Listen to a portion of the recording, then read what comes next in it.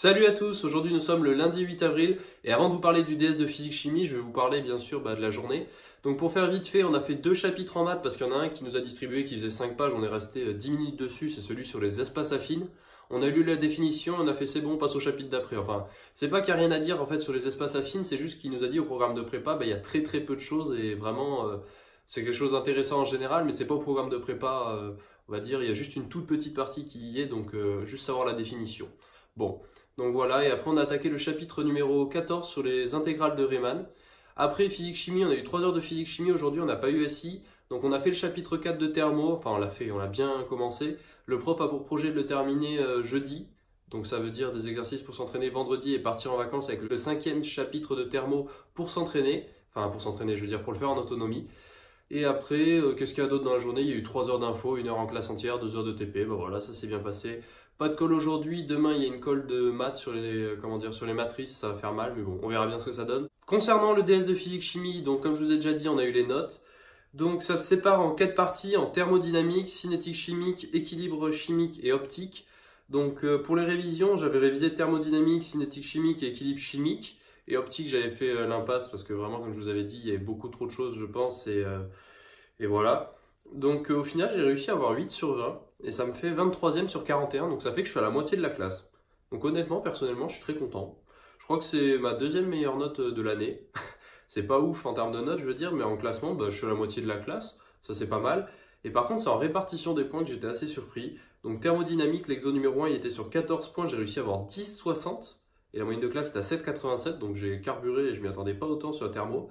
Par contre, ça contraste bien sûr avec la cinétique chimique que j'avais travaillé, mais sur 12 points, j'ai eu que 1,80 points et la moyenne de classe est à 5,12. Donc vraiment, c'est pas très homogène. Pourtant, je pensais les avoir travaillés à peu près de la même façon, mais vraiment, il y en a un où j'ai vraiment carburé et l'autre où ça a beaucoup moins donné de résultats. Et enfin, l'équilibre chimique, il y avait 22 points, j'en ai eu 5,20 et la moyenne de classe est à 8,40, donc un peu en dessous. Un peu quand même presque la moitié, mais 5,20 points, c'est quand même ça de prix.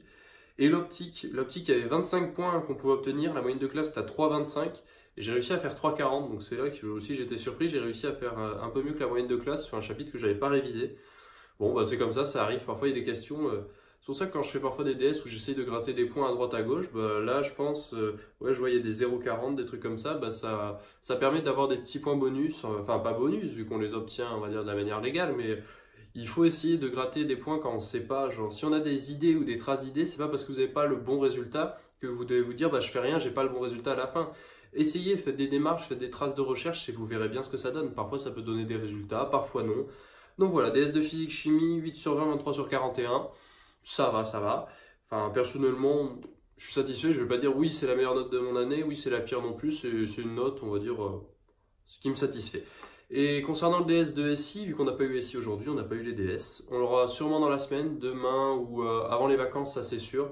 Et on verra bien ce que ça donne la SI, parce que la SI, autant la physique-chimie, la 8 ça va, autant si je peux avoir la même note en SI, ce serait pas mal. Bon, qu'est-ce qu'il y a d'autre dans la semaine? La colle demain, je vous l'ai dit. Jeudi, c'est une colle de physique-chimie. Et jeudi soir, nous n'aurons pas TIPE de 16 à 18.